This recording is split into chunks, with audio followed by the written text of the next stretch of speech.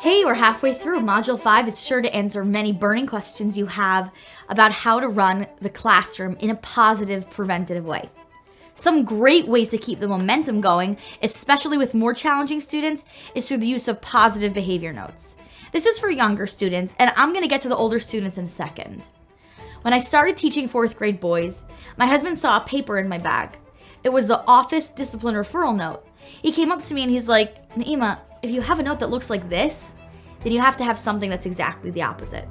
He explained to me how I should make a positive behavior note with the exact same format as the office discipline referral note. The criteria should be the opposite. It should name everything that the child's doing right. And I thought that was a great idea. Lo and behold, this little note became my secret weapon. Until I shared the idea with other teachers, of course. Then it became everyone's secret weapon. Then go over to the student you think can benefit from positive attention and hand it over to him with a serious face. Say, go to the principal.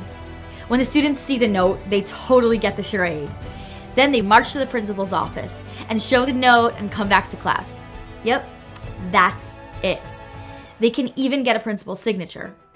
I've had a parent of one of my most difficult kids tell me that her son hung the note above his bed on his bulletin board. Another mom of a challenging student told me that her son hung his note up on the fridge.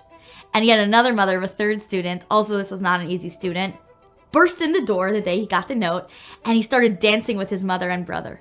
Another time, a parent told me that when her son got the positive behavior note, he came into carpool beaming. Oh, and did I mention that these students were like the most guarded, tough students?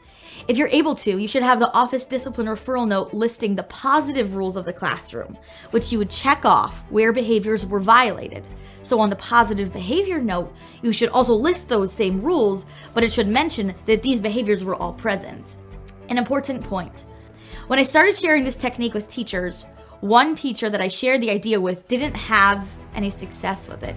I was kind of curious as to why her students would toss her notes on the floor, make fun of them. Then I saw that the teacher only listed one particular positive behavior that the student was actively showing. Don't do that. Only students who are following all the rules will get the note. You check off everything. And write an effusive, sincere praise, mention the student's name on the bottom. For older students, you can do something similar but slightly more subtle.